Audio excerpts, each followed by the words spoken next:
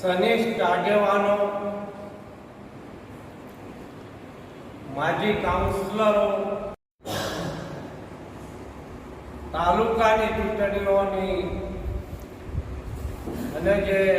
જિલ્લા પંચાયતની ચૂંટણીઓની મહામંત્રી, ગુજરાતના પ્રભારી ઇન્ચાર્જ શ્રી શક્તિસિંહભાઈ ગોહિલ, સીએલપી લીડર, તમારી સમક્ષ આ બંને વડીલોની અહીંયા નિમણૂક કરી છે, ત્યારે મારા સિવાય, અર્જુનભાઈ સિવાય કે જગાભાઈ સિવાય તમે સીધી ચર્ચા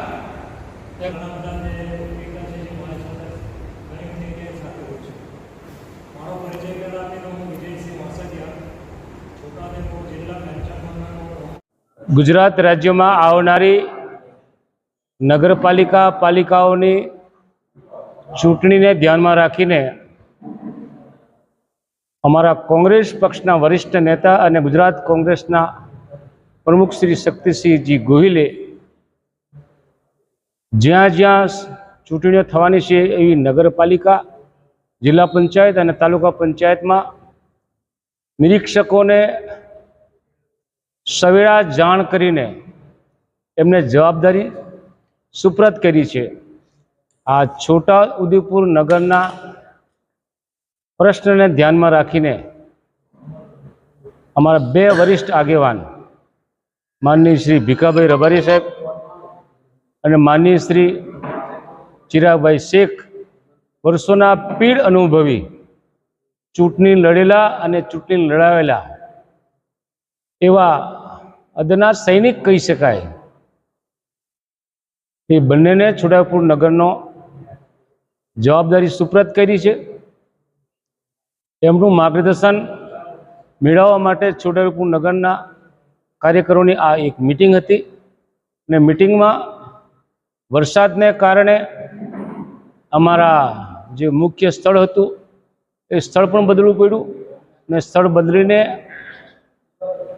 આ નગરપાલિકા સંચાલિત દરબાર હોલમાં આની મિટિંગની શરૂઆત કરી છે. અહીંના યુવાનોનો ઉમળકો,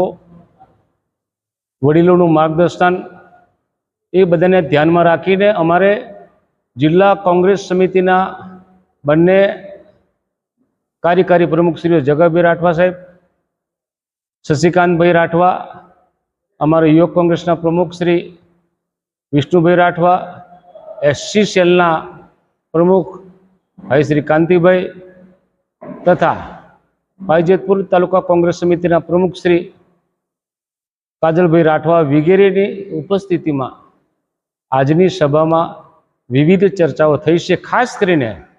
સંગઠન ઉપર ખાસ ભાર મૂકવામાં આવ્યો છે. એ સંગઠનમાં વડીલો, યુવાનો, મહિલાઓ, વિવિધ સેલના પ્રમુખશ્રીઓ અને કોઈ પણ જ્ઞાત બાકી ના રહી જાય એની